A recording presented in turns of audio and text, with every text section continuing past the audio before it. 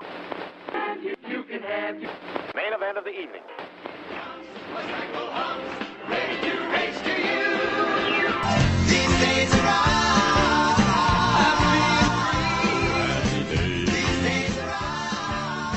Hello and welcome to These Days Are Ours, a Happy Days podcast. I'm Peter. And I'm Joe. And today we are discussing Season 10, Episode 14, Prisoner of Love. Okay, Peter, tell us what happens in Prisoner of Love. At Fonzie's garage, his student Tommy is working on a car. Fonzie tells him he's hiring a new mechanic, a convict on a work release program. What, are you crazy? Hey, this is a cash business, you know? Said new mechanic, Jim, is escorted in by Officer Kirk, who is a dick to Tommy, and then rattles off the rules of Jim's work release. Each weekday morning, you will leave the county jail and report here for work. At night, you will return to the county jail in time for lockup. Lockup. I love that phrase. He and Fonzie mouth off to each other, and Kirk leaves. Jim is unsure about this whole situation, because everyone says it's a waste of time, but Fonzie believes in him. At Arnold's, Casey, Jenny, and another girl rehearse a song for the student review. Fonzie and Jim arrive, and while Fonzie goes into his office, Jim and the girls make small talk. What do you girls do for fun around here? Well, when there's a man around, We like to sing. After Jim leaves, Casey admits to finding Jim cute, but doesn't think he'd be interested in her. Later that day, Jenny is building up Casey's confidence at the garage so she can ask Jim out. She invites Jim to dinner. He initially turns her down, citing a prior engagement that he's locked into, but she promises it'll be early. He accepts, and starts to tell her about his being a convict, only to change the subject. There's something I gotta tell you about myself. You see, I just filled this guy's radiator with oil. Jim's dinner with the Cunninghams goes well. Jim avoids going into detail about his past. Marion goes into the kitchen to get the coffee, where Fonzie has just entered. Fonzie tells her and Howard that Jim is a convict on a work release program, shocking both of them. Her parents entrusted her safety to us. When Fonzie leaves, Howard rushes to make sure Casey is safe, though Marion wants to try and be more open-minded. They hurry Jim out, even as he and Casey are making future plans, and Howard tells Casey she's never seeing him again. He tells her that Jim is a convict. Casey, shocked and confused, accuses them of treating her like a prisoner, and goes to do the dishes, in the name of getting time off for good behavior. Jenny shows up, and Casey tells her that Jim is a convict. Oh, it's just like a sleazy novel come to life. Casey wants to see him again, and get to the bottom of this, and she and Jenny plan to run into Jim at Arnold's. The next day, Casey and Jim do meet at Arnold's. He realizes she knows about him being a convict, and she claims not to be bothered by it. He admits to having committed armed robbery.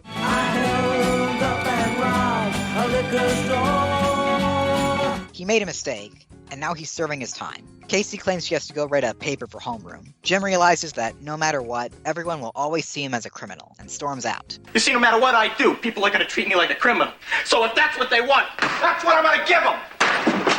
Back at the garage, Jim has tied up Tommy and is preparing to rob the place. Fonzie isn't particularly impressed. Oh, that's great. You trying to make me look bad? Is that it? I got a lot invested in this work release program, you know? And Jim blames him for convincing Jim that people would accept him. Fonzie lets him know he tripped the silent alarm, and the cops are outside. When Kirk runs in, they hide the still-tied Tommy, and Fonzie says there must have been a power surge. There's no burglary. Jim, do you see a burglar? No, I don't see any burglars either. Kirk isn't too bothered. There's no way Jim will make it back in time to satisfy the conditions of work release, and then Kirk can lock him away for good. Once Kirk is gone, Jim remarks that Fonzie could have turned him in, and Fonzie says Jim has guts. Fonzie and Jim go to get Jim back to jail, forgetting that Tommy is still tied up. Guys, hey, there's a mouse in here. Oh, Fonz, come on, please. Thank you, Peter. That was Prisoner of Love. It first aired back on January 18th, 1983. Happy Days was followed by a new Laverne and Shirley, in which Laverne reunites with Sergeant Alvinia Plout, who has been discharged from the Army for getting pregnant out of wedlock and now has no career. Sergeant Alvinia T. Plout and the United States Army have had a parting of the ways. Whew, do I fear for this country. CBS aired The Wonderful World of Disney. This episode focused on reluctant heroes, including Ferdinand the Bull and Mickey Mouse as the brave little tailor. Did you ever kill a giant? I killed 7 with 1 bull. 7. Meanwhile, NBC went with a made-for-TV movie called The Return of the Doberman Gang. This was a retitled version of an unsold pilot from 1980 called Nick and the Dobermans, starring Michael Nouri as a detective with a team of trained dogs. In the 70s and 80s, there was a whole film franchise about the Doberman Gang. See the Doberman Gang bite the long arm of the law. The Doberman Gang. Exciting family entertainment. Rated PG. This was an unsuccessful attempt to turn it into a weekly series. So, Peter, of those three choices, what are you watching? My curiosity has been piqued. I'm watching the Doberman Gang. I would definitely have watched The Wonderful World of Disney. If they're showing Mickey Mouse as the brave little tailor, I could not turn that down. But I'm a little curious about the Doberman Gang. Have you seen any of the Doberman Gang movies at all? Had you even heard of them? I hadn't even heard of them. Prisoner of Love was directed by Jerry Paris, and it was written by Robert Peckerney from a story by Jeffrey Stamm and Lorna Rosenberg. This is the first of Robert's 2 credited scripts for Happy Days, but he was on the writing staff as a quote-unquote consultant for seasons 9, 10, and 11. That means he was in the writer's room. They can't say that this show was written by committee, but it was. He also wrote for The Love Boat and Joni Loves Chachi, and he made a cameo in Gary Marshall's Young Doctors in Love. He later shared his film and television knowledge with students as a communications professor at Florida State University. The high school after high school. As for Lorna and Jeffrey, this is their only known screen credit. How these two people who were outside of the TV industry entirely somehow got a story onto Happy Days, I have no idea. Who are these people? As for guest stars this week, let's start with Michael Spound as Jim Walker. Yeah, you guys are the best singers I've seen in 3 to 5 years. Michael's an actor from Los Angeles who's been working steadily in TV and film since the early 1980s. He's best known for playing bellhop Dave Kendall on the primetime soap Hotel, where he met his real-life wife, actress Heidi Bohey. Heidi Bohey, Michael Spound, we welcome you. Thank you. That's not the kind of hotel that some of us, or certainly your two characters, used to seeing. What is the birth of these 4 episodes that you suddenly are with a drug problem, Mr. Spound?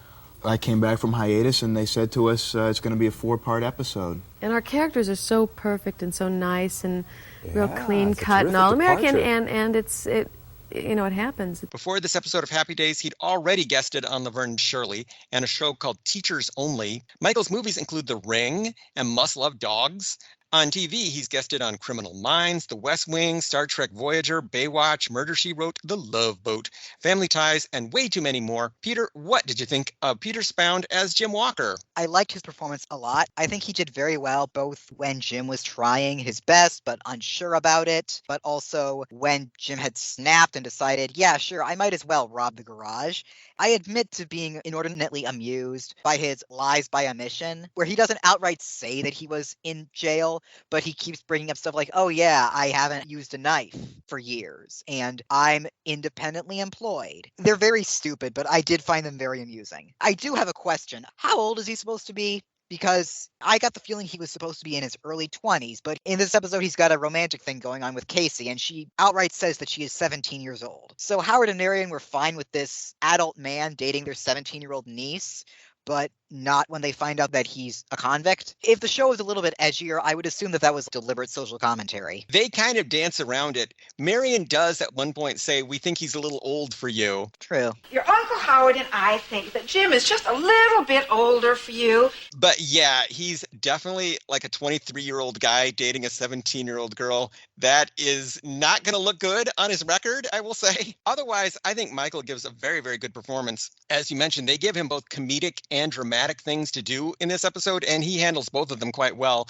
I like how he handles the awkward squirminess of getting through these conversations where he has to dance around the fact that he is a convicted criminal. And I think Michael brings a lot of charm and humor to this part, and pathos as well. So a very good performance by an up-and-coming actor who's still working, by the way. We also have Julie Paris as Julie, the third girl in the singing trio. Julie is the daughter of director Jerry Paris. She made cameos in several of Gary Marshall's TV shows and films. On TV, for instance, she was on Laverne and Shirley and Joni Loves Chachi. On the big screen, she was in Nothing in Common, Beaches, Overboard, Frankie and Johnny, Pretty Woman, Exit to Eden, Runaway Bride, The Princess Diaries, and Raising Helen. She's also in Police Academy 2, which her dad, Jerry, directed. Peter, what did you think of Julie Paris as Julie? She doesn't really do much in this episode except sing Stop in the Name of Love with Casey and Jenny. She's fine. She's definitely there. I like the cheerfulness with which she told Jenny that she can wear the slinkiest dress in front of the whole school, and Jenny responds very enthusiastically to that. Jenny, if we do this number, you get to wear the slinkiest dress in front of the whole school. Hit it! It's a small part, but I think Julie does fine with it. And Ed Peck returns for his second to last appearance as Officer Kirk. Look, I'm the cop here, fella, and a good one. I'll say the rules if I want to. The most recent of his episodes that we reviewed was Just a Piccolo in season 9. Around this time in his career, Ed was doing some voice work. You can hear him in the animated movies The Last Unicorn and The Flight of Dragons. I love The Last Unicorn. I can definitely imagine him doing animated movies because he has that great deep voice. He really does. So many animated features cast big name actors who are not used to just acting with their voice alone. But every so often you'll get a guy who is just so perfect for voice acting, even if they're primarily known as like a everything actor. As for songs this week, at Arnold's, Crystal Bernard, Kathy Silvers, and Julie Paris perform Stop in the Name of Love. Stop in the name of love before you break my heart. A #1 smash for Diana Ross and the Supremes in 1965. Does this mean we're in 1965 now? Did we skip right past 1964 and the British invasion? Time is breaking down on Happy Days. We are in this weird time period where it's kind of the 1960s, but all at once.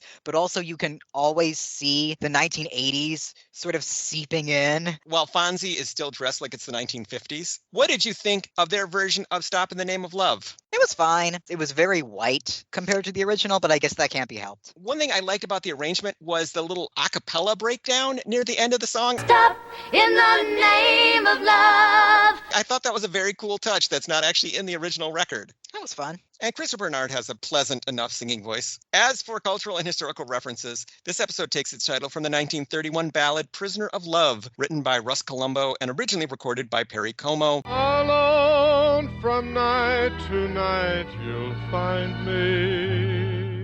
It's since been recorded by James Brown, the Ink Spots, and many more. Tommy claims the valves he worked on are as smooth as Smokey Robinson's falsetto.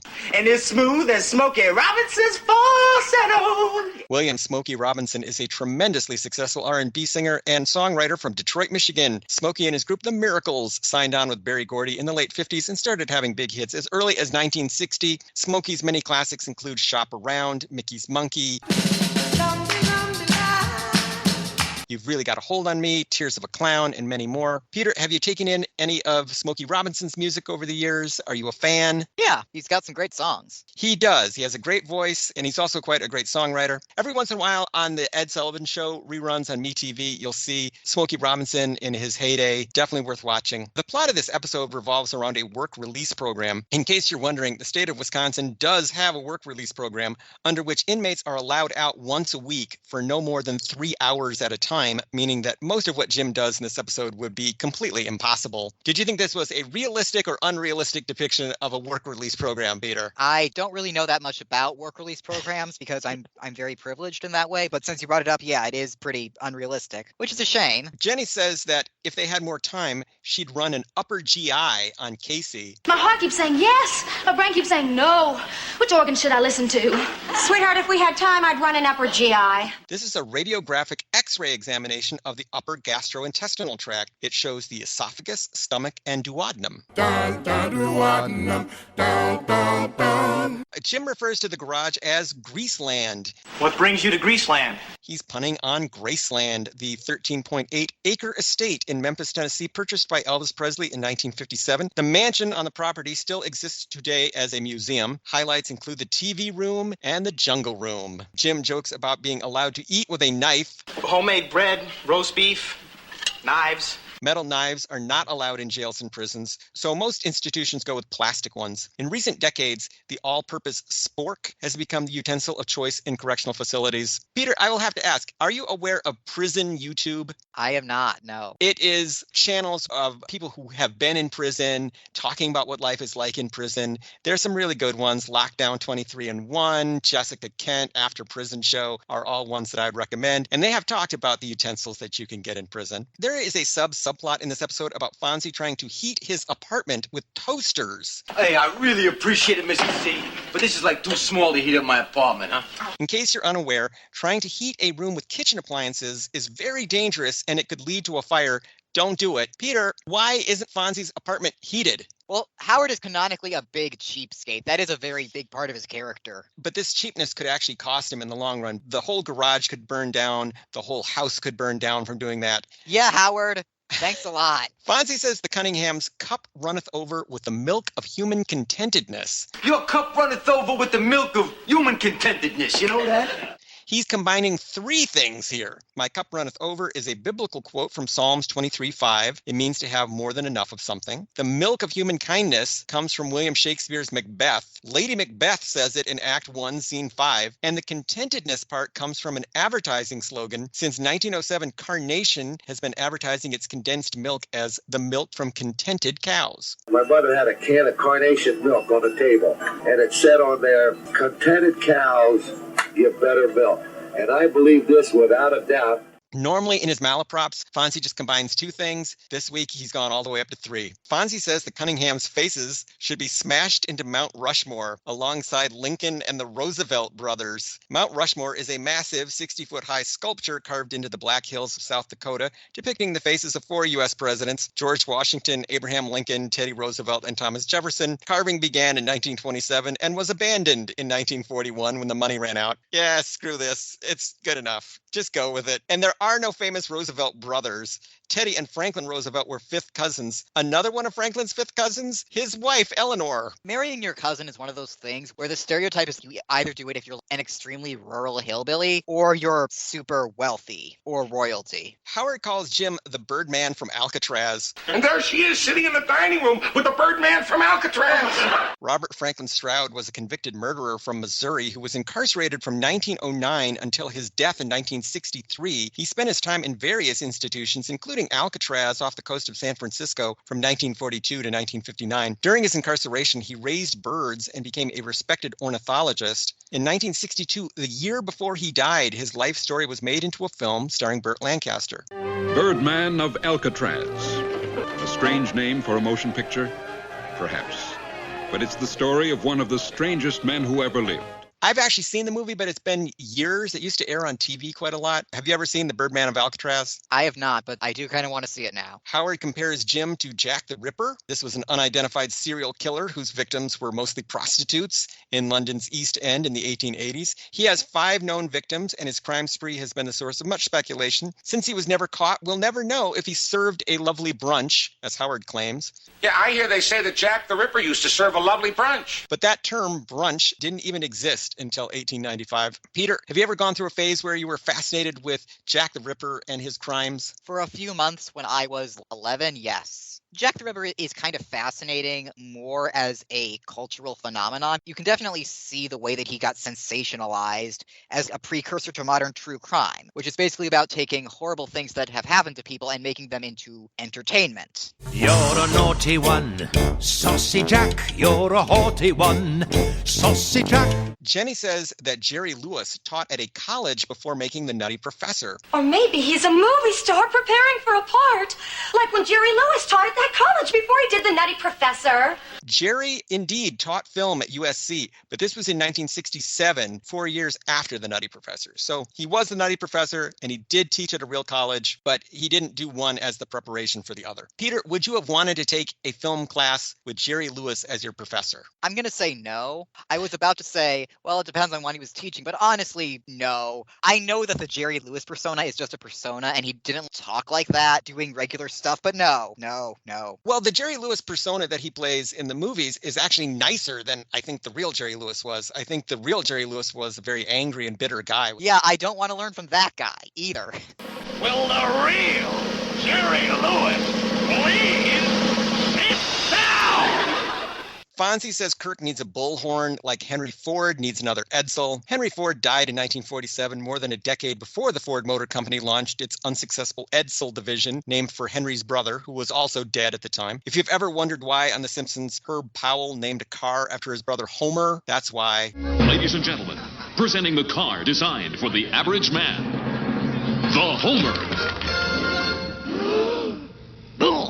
They're making fun of poor Henry Ford and the Edsel. Well, I shouldn't say poor Henry Ford. Henry Ford was a jerk. So yeah, he sucked. Just like Jerry Lewis. And Fonzie tells Jim to sing Camptown Races and says he'll be in his cell by the time he sings Doodah. Camptown Races is a minstrel song written in 1850 by Stephen Foster and introduced by Christie's Minstrels that year. Here's a new vocal group wants to audition for you, Mr. Foster. Well, what do you call yourselves? Camptown Ladies. Sing this song. Doodah, doodah. forget it. Now, was that song Camptown Races a part of your childhood? Did you hear it as a kid? Yes, I did. I wouldn't say it was like a huge part of my childhood, but like it was a song that I was familiar with. Other observations this week. The name Fonzie's Auto Repairing seems a little clunky. Shouldn't it just be Fonzie's Auto Repair? Has it always been repairing? I don't remember, but it does kind of fit with Fonzie's ongoing malapropisms thing. That just struck me as odd. I never noticed it. I think this is like the 4th or 5th episode in a row that takes place during winter. So way to remember that Wisconsin gets cold, Happy Days. It used to be summer all year round on the show. Do you remember that? Yeah, they're remembering that in the Midwest, it's winter most of the time. Although the weirdest thing is, if you look at the outside of Arnold's in this episode, there's a Christmas star still on the door. And last week, they were theming the Winter Carnival around Christmas and Christmas ornaments. Wasn't the Christmas episode several weeks ago? Maybe this is further evidence of time breaking down on Happy Days. Fonzie's welcoming attitude toward Jim in this episode makes for an interesting contrast with both the mechanic and the Sixth Sense. In the mechanic, Fonzie is very dubious and standoffish with a new employee who is in a wheelchair. But he's super happy to have Jim, who's on a work release program. You know what it reminded me of, Peter, is that Drake meme, where Drake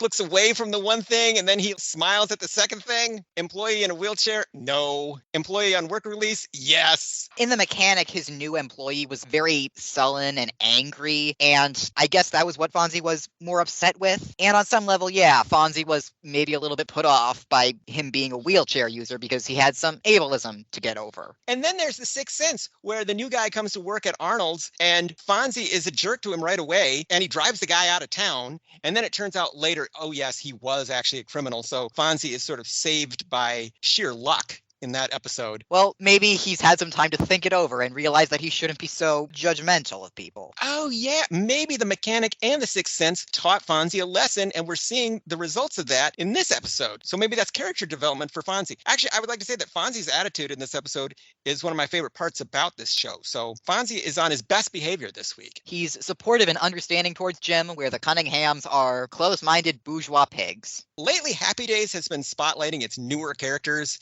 In the last few weeks, we've had episodes about Roger, Ashley, Flip, and now Casey. Fonzie manages to insinuate himself into each one of these stories, but they're not really about him. I wonder if longtime viewers of Happy Days were turned off by all these stories about the newbies. And where's Potsy? Peter, how do you think viewers of Happy Days would have reacted to all these episodes in a row about the newbies? I think it makes sense that they're doing that because, as we have discussed, Fonzie Mania has died down significantly. So this is kind of like, okay, what can we do that's new with the characters that we have? And yet they still can't find anything to do with Potsy, even though he's in the opening credits. I wonder if he still gets paid for these episodes. I would assume so. I just think longtime viewers who hadn't maybe tuned in for a couple of years might watch these episodes and think, who are all these people? Why do I care about Heather and Ashley and Flip and Roger and Casey? Who are these people? Where's Potsy? Where's Ralph? Where's Joni? I think this is part of the reason why Happy Days' ratings were going down. They were focusing on these other characters. So, Peter, were there any outstanding Happy Days fashions in Prisoner of Love? I really like Jenny's red outfit that she's wearing. It is kind of Christmassy in a sense. So I guess that's further credence to, wait, when is this happening?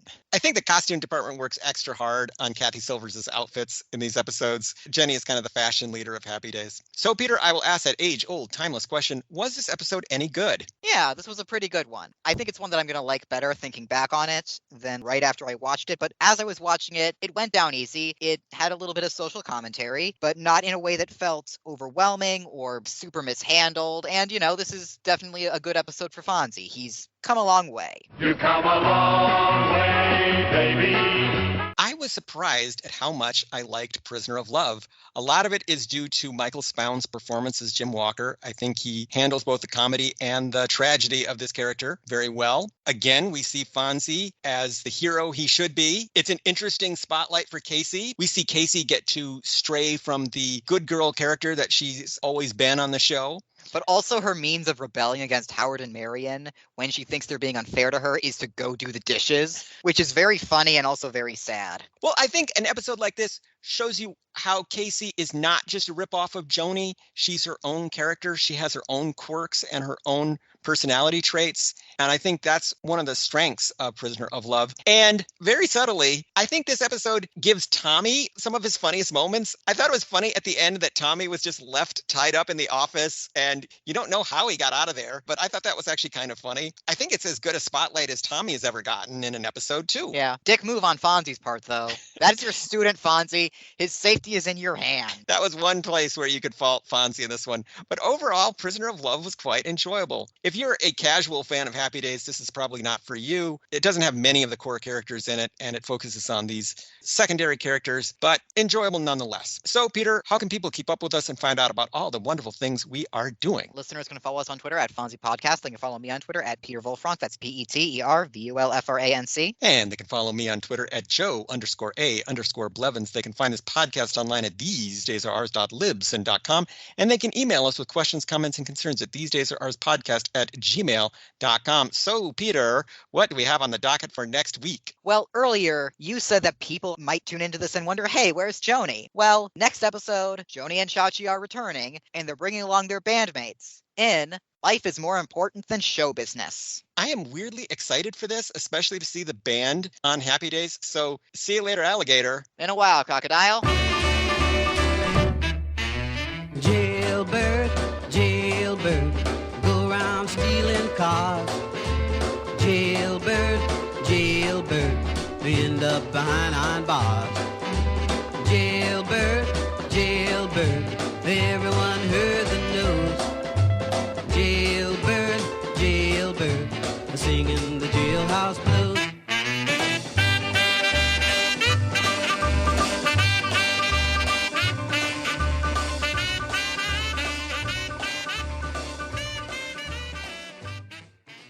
The Cunninghams are close-minded bourgeois pigs.